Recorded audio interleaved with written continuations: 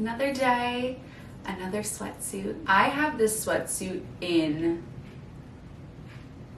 3 shades of brown, green, beige, and white. And I have 2 of the beige. So I have 7 of these sweatsuits, not to brag.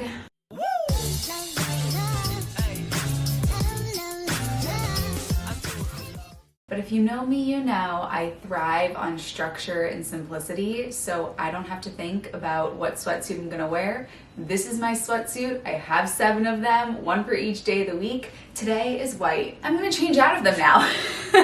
Let's get dressed. When it comes to fashion, I'm very much a mix and match kind of gal. My closet is filled with basics. And just like I do with food, actually, I have all my basics prepped in the fridge and I'll mix and match and put them together. I do the same thing with clothing. So I have some jeans, I'm gonna slap these babies on, and then a plain brown t-shirt on. Let's see how this looks. Okay, I need shoes. In addition to being a mix and match girl, I am also a sandwich girl. I have to adjust the angles so that you can see everything. So when crafting an outfit, I like to sandwich so that the top matches the bottom. So if I'm wearing a brown top, or if I'm wearing a white hat, I would wear white shoes. If I'm wearing a brown top, I'll wear brown shoes. So I'm going to pair this with these boots. And yes, it is a Saturday. And actually, my brother is getting married tomorrow. I know. So we have the rehearsal today and the rehearsal dinner today. My boyfriend is actually at work today, so I have the morning to myself. By the way, my balance right now, in any event. So I could just wear my sweatsuit all morning if I wanted to. But when I think back to when I was younger, and if I were to picture myself, if somebody said, picture yourself at age 28, what would your best life look like? What would your dream look like? And I were to picture myself, I would picture myself getting up, wearing a terrific outfit. My hair is done, my makeup is done. I'm doing what I love. I'm creating content. I'm just alive and vibrant and energetic.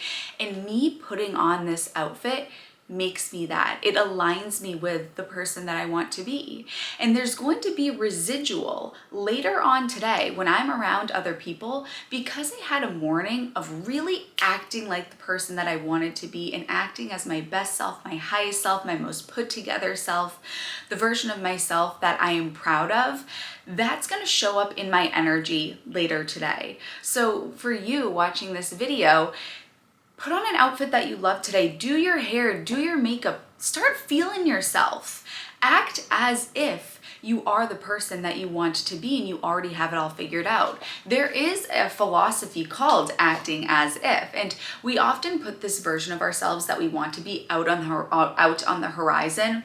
We wait to wear the perfect outfit until we're the person that we want to be, until it's the perfect time to wear that outfit. We wait to ask for a promotion until we figure this out and figured that out. We wait to wear certain clothes. We wait to do certain things until we're the person that we want to be. Why don't we just start acting as if we already are the person that we want to be? So yes, I could hang out in my sweatsuit all morning, or I could spend this morning acting as the version that my 12, 13-year-old self would have been so inspired by and proud of. This is a concept that I ask my clients to do as well, is to kind of reach your hand out to the younger version of yourself and bring him or her, them in and say, we got this. Look at what we do now. Look at what we know how to do. Look at what we've learned. Look at how we operate in this life. So I'm using today as an opportunity to act as the version that my 12 or 13-year-old self would have been just so mesmerized by. And I would encourage you to do the same. So I'm going to do a little bit of work before I have my first meal of the day. I'm not feeling a hunger cue yet, so I'm not going to eat yet. I say don't force yourself to eat if you aren't experiencing hunger. Wait until your body sends you a cue, and my body has not sent me a cue yet. It certainly will soon, but for the time being, because I don't want to mix work and eating. I talked about this a little bit in my last vlog, that when you do two things at once, you're just doing two things poorly. And if you are eating while you're working, you're not as deep in your work and you're not as deep in your eating, especially because right now I'm going to go through my clients' mindset journals and food journals. I want to make sure that I'm present for that. So if you're a client of mine, you submit a mindset journal every week that talks about your struggles, what you've learned, what your goal is for the next week. And so I'm gonna look over those, make some notes, and look at my clients' food journals as well. My clients aren't submitting food journals. I do reach out. I wanna make sure that everything is okay with them. So that is also something that I'm gonna check and just make sure that everyone's submitting their food journals. Otherwise, I reach out and make sure that the client A is okay and that nothing has happened. But if that does happen, it's usually a signal to me that something's going on and I need to come knock on their door and say, hey, I haven't seen your food photos, what's going on? And open up a safe, non-judgmental space for the client to talk about why they have not been submitting their food photos, which could be for an array of reasons. And that's part of the reason why I'm here, is to cultivate a safe environment so that when a client does start to retreat and fall back, I'm here with a warmth and an understanding and an empathy and a recognition that the healing journey is not linear. And so saying, what's going on? You know, there haven't been food photos, approaching it with some curiosity as opposed to making this an interrogation. Why don't you have food photos? That's not the energy that I take toward this. I'm a lot more calm, centered, grounded, patient, checking in, saying, what's going on? I haven't seen food photos. Talk to me. So I'm gonna check on how my clients are doing.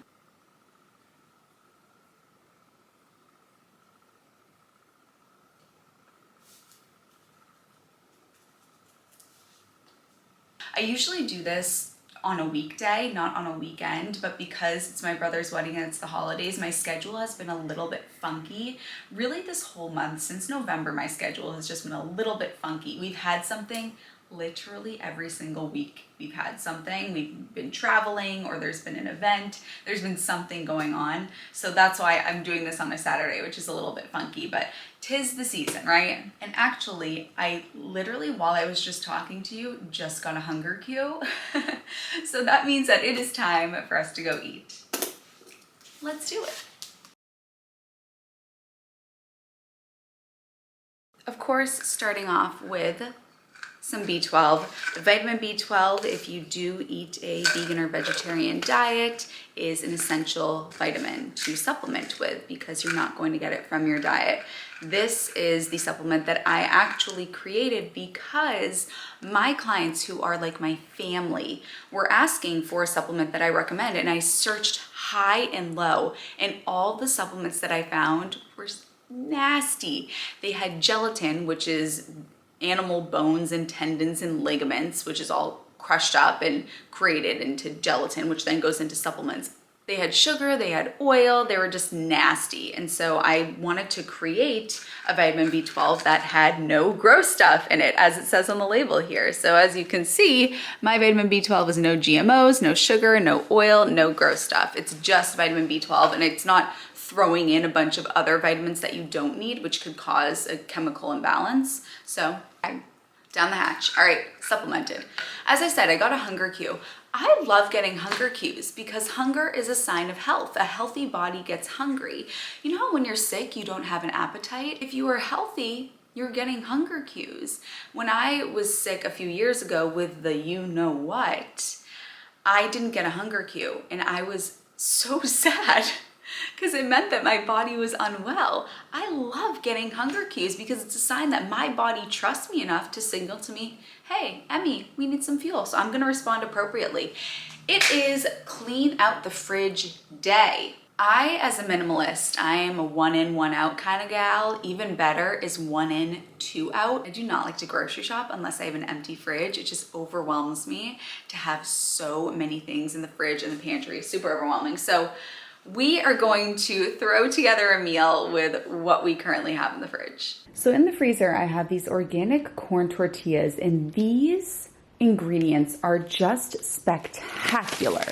The ingredients are just corn, water, and lime. They don't even add salt, which I'm not a stickler about salt by any means, but I just find this so impressive. So this calls for breakfast tacos, really slop tacos, clean out the fridge tacos. So I threw those in the microwave for about 15 seconds, not even. And then this is what I have in the fridge. So these, I had a half of an onion. I threw that into my microwave steamer. This microwave steamer that you see in so many of my videos. It's on my Amazon storefront, linked below. Chopped up the onion, threw it in there for about 5 or 6 minutes. I had some Japanese sweet potatoes that were actually in the freezer, and I put those into the steamer as well for about 6 minutes. Had a half of a mango that I just cubed up, and I had some tofu. So I chopped up the tofu into really small pieces, threw on some chili powder, onion powder, garlic powder, and chipotle powder. By no means would I consider this to be a breakfast tacos recipe. Like I said, this is a clean out the fridge recipe.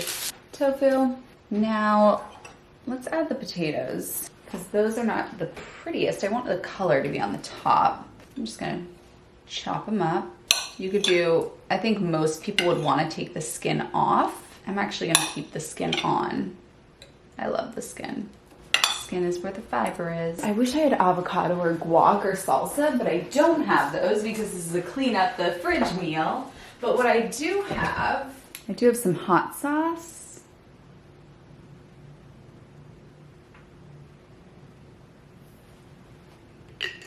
And I do have some tahini. So again, I want to make this very clear. This would be much better with salsa, guac, avocado. I don't currently have that, but that is okay. I'm gonna do some tahini just to give it a little creaminess. Then we'll do the onions. It's funny, the potato kind of looks like chicken. Mango, actually look amazing. And then I need a little greenery. Do a little shredded lettuce on top.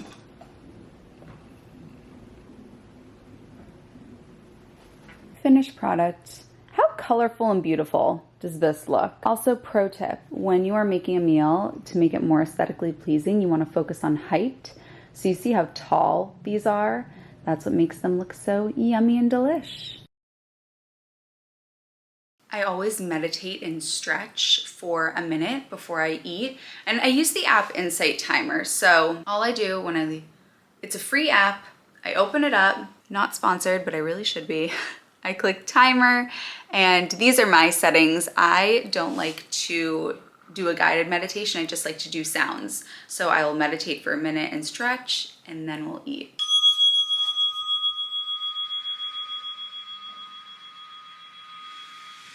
This is one of the best parts of this lifestyle, is that they say that the way you do one thing is the way you do everything. And as you saw when I put on my outfit earlier, I have my basics, I mix, and I match. And when it comes to food, I kind of do the same thing. My SOS clients know that this meal is the product of food prep versus meal prep. So because we food prep and we don't meal prep, it allows us to pull together just a mix of simple ingredients that actually turns out tremendous. I mean, I'm telling you, you get this at a Boston restaurant, 24 bucks easy. And actually, it looks to be quite delicious. Before eating, I encourage you to look at your meal, name the colors, name the smells, talk about the different shapes that you see, and to take it a step further, instead of saying, I see yellow and purple and green and red, to use a descriptive word for each color. And why am I talking about all of this? This allows us to slow down, to prepare the body for the eating process. Digestion starts up here. Digestion doesn't start down here, it starts up here. We have to let our brain know that we're about to eat so that it can send the proper signals to the rest of our body to start the digestive process. Our stomach will start to secrete some digestive enzymes to help digest the meal. So by slowing down, becoming more present and in tune and with the meal, we'll digest it better, we'll assimilate the nutrients better, we'll enjoy the meal more, we'll feel more full after because we actually were present. So instead of saying, I see yellow, I see purple, I see green, I'll say, I see big bird yellow. I see amethyst purple with the onions. I see the lightest leaf on a tulip green with the lettuce. I see a burnt burgundy with the tofu. And then what shapes do I see? And then you can smell the meal, pick it up and smell it before you eat it. Can really smell the corn tortilla. What else can I smell? I can smell the juice of the mango. And I've meditated, so it's time for me to take a bite.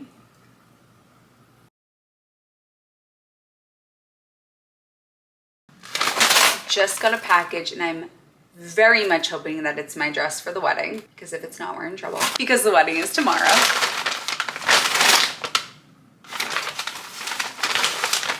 This is my mom's Christmas gift. Oh, it's below my mom's Christmas gift, thank goodness. Hey, this looks promising. Can you tell what color I love wearing? I love wearing brown. Okay, I'm gonna try this baby on. We'll try it on together. How beautiful is this? I love it. There's boning. I am a sucker for a dress with boning. I also love how it's cinched here. It's nice and tight and form-fitting. Thank God, because the wedding is tomorrow. Zips up in the back. Very simple. The whole dress really is very simple. My assistant and I are back because, come on assistant, set up the camera better, man. Assistant Bear and I are back because I have to write a card for my brother for his wedding, which I still cannot believe that my brother is getting married. We are welcoming the most lovely gal into our family, Lindsay. We absolutely adore her. I always wanted a sister growing up, and now I'm finally getting that. So I'm gonna write our card, my card, our card, a card to them. And I'm gonna seize this opportunity to let Linny know how we are just so thrilled to have her as a part of our family. She's basically already a part of the family. It's 2023 and she's been dating my brother since 2014. So they've been together forever. She's been a part of our family forever. But now we're gonna have the same last name. She's gonna be my sister. And I'm gonna seize this opportunity to really let her know the pretty profound impact that she's had on our family. My brother was always the kid that was never gonna get married, you know, and now look, right? So she has really been an absolute blessing to us, and I'm gonna let her know through the written word.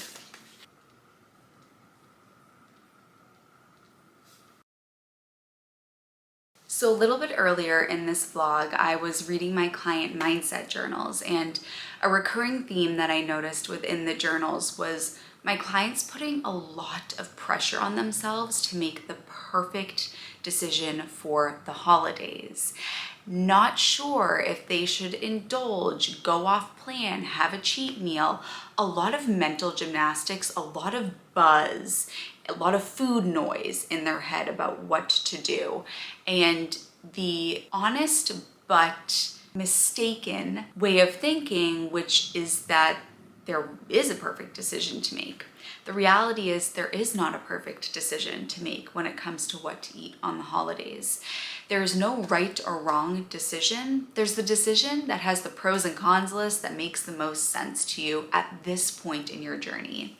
Every decision that we make, with food, without food, no matter what, just looking at our lives in general, is going to have a pros and cons list. If you choose to indulge on the holidays, there's going to be a pros and cons list. If you choose not to indulge on the holidays, there's going to be a pros and cons list.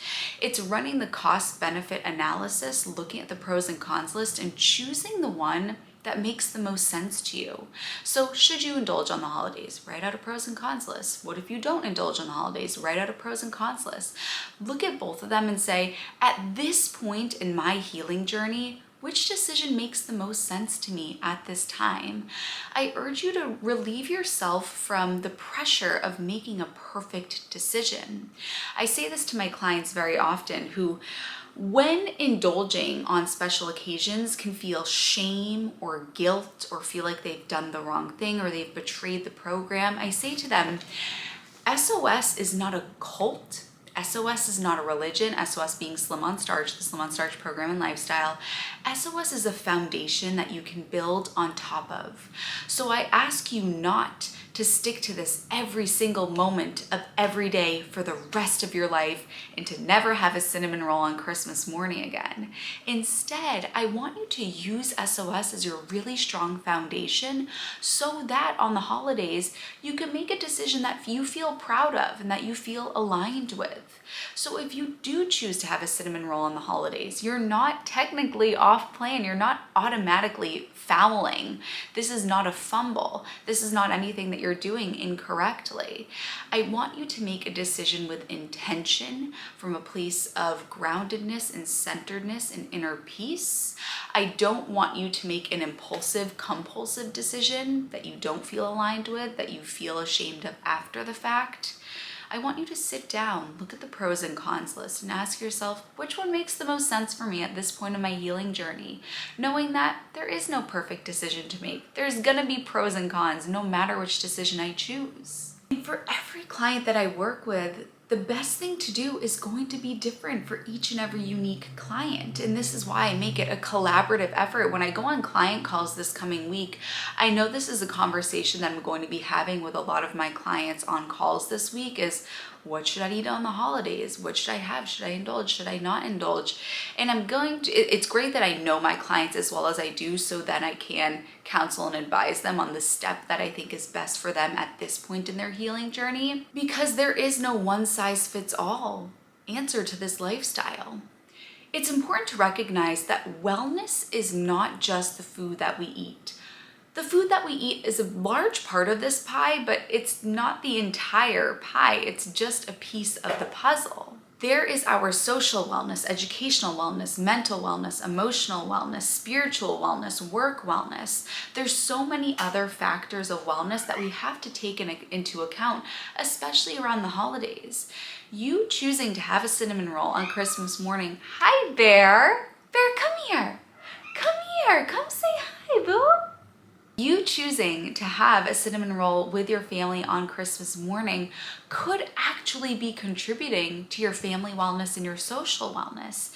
You choosing to have the traditional meal of your religion or your culture could be contributing to your cultural wellness on the holidays. For some of my clients, the best decision for them to make will be to have the cinnamon roll on Christmas morning. For some of my other clients, the best decision for them will be to abstain because it could set off that addictive pathway. It could cause them to feel very ill. It could cause them to have gastric distress and then have to sit out the rest of Christmas.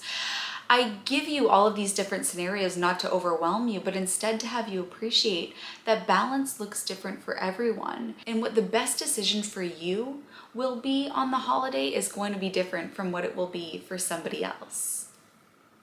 My boy. I know, you know I'm leaving, huh? You know I'm gonna be gone the rest of the day. So please relieve yourself from the idea that you have to make a perfect decision. Please also recognize that sometimes there's a difference between eating healthy versus being healthy, and sometimes the healthier thing to do is to indulge.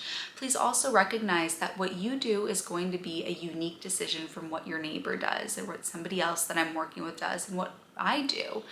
Your journey to health looks different from somebody else's. So I can't give a blanket one size fits all, here's what you need to do on the holidays. And lastly, recognize that what the right decision for you will be in this holiday season might be different from next holiday season. So you're not making a decisive prescriptive decision for what you're gonna do on all holidays for the rest of your life.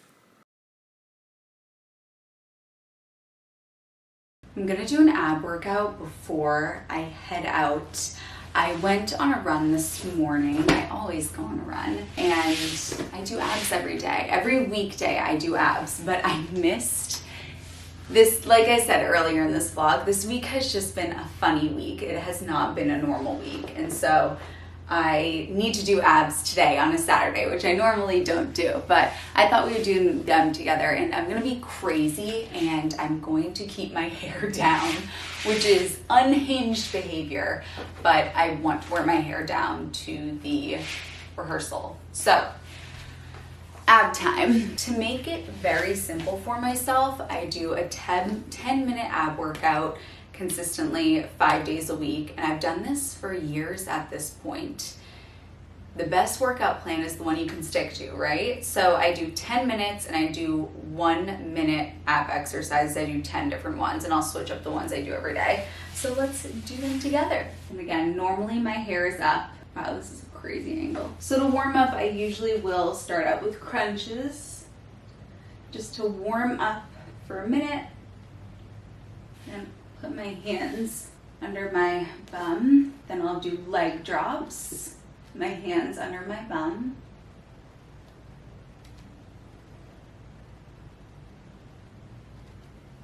Then I will do a reach out and tuck in.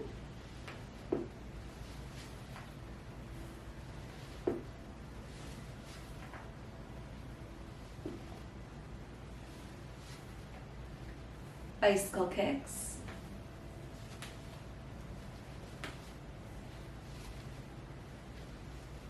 Jackknife.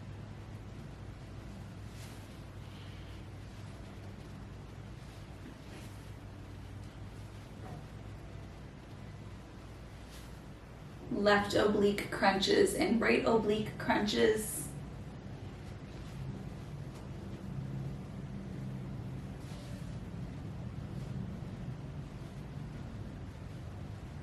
Holds a plank. And I'll twist.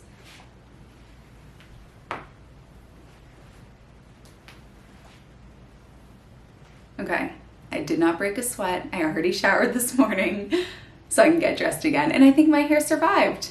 Yay! Okay, to close out the vlog, I want to do a rose and a bud. So you know how people do rose and thorn? What was the highlight of your week and what was the low light of your week? I don't want to. We would always do that when we would do a meeting in college, I remember. And I remember I was like, I don't want to try to think of a thorn for the week. So let's do a rose and a bud. I want you to leave in the comments, and I'll share mine too for this vlog. The rose, which was the highlight of your week, and the bud is what you're looking forward to. Rose of my week was the SOS Reboot sign up. So SOS Reboot is something that I do every year with my clients at the beginning of January. We start the new year fresh. Past clients can come re-enroll in the program, and I have new mindset exercises for them. It's terrific. It warms my heart. I love that I have this open door to my past clients. And I love when they come back. It's like coming back home. I'm just so excited to see their faces again on calls every week. When I was seeing who was signing up, I was like, yes, I love these people. So that was definitely my rose of the week. And my bud is the wedding. My brother is getting married. I cannot believe my brother is getting married. My brother was that guy who was never going to get married. And now we are welcoming into our family the most lovely woman, Lindsay, who we adore, and I am just thrilled to have a sister. What is your rose and bud? Let me know in the comments. Again, if you want to work with me as well as a mindset coach and nutrition coach, click the link in the down bar. All the details are down there. We can start the new year off on a fresh note together. I love you, honeys, and I'll see you in my next video. Mwah.